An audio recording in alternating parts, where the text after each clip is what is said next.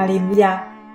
亲爱的弟兄姐妹与慕道朋友们平安。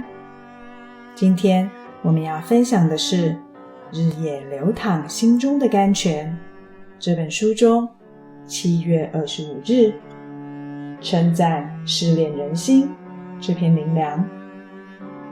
本篇背诵金句箴言27章21节，鼎为炼银，炉为炼金，人的称赞也试炼人。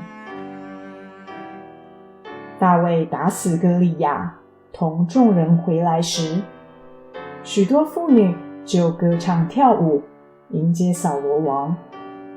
这本是一个举国欢腾、庆祝打仗得胜的美好时光，无人不欣喜快乐。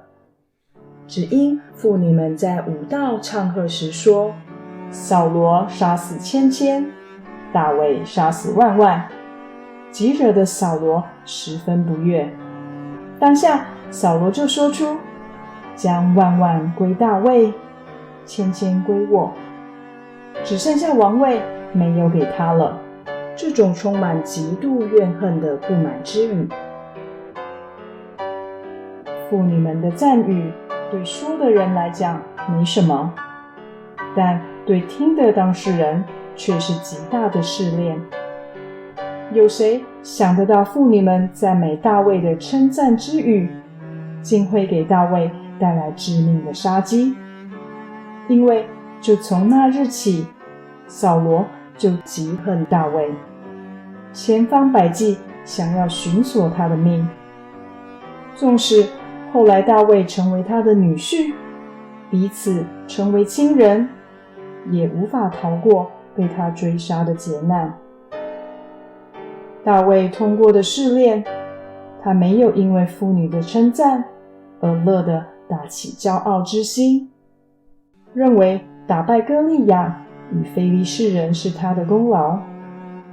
纵使大卫知道神已膏立他将来为王，他还是以平常心看待这件功勋，没有借机提高自己的地位，以向王位推进。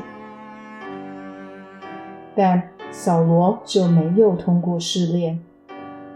当他听到妇女对他的赞词竟然输给大卫，他不只不能接受，还开始动起杀死大卫的恶念，并用他当王的权柄，从此以追杀大卫为人生第一目标，忘了神膏立他为王的目的，是要他带领以色列人对抗非利士人，并永行治国。今日我们也像扫罗与大卫一样，常常要面对从人而来的称赞的试炼。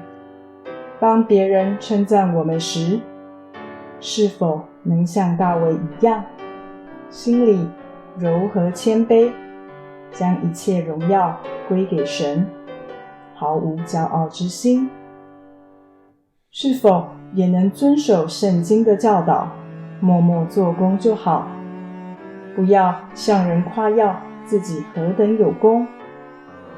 因为要别人夸奖你，不可用口自夸；等外人称赞你，不可用嘴自称。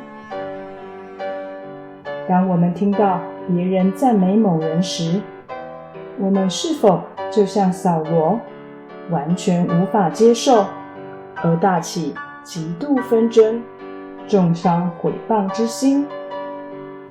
一定要谨记，凡事不可结党，不可贪图虚浮的荣耀，只要存心谦卑，个人看别人比自己强。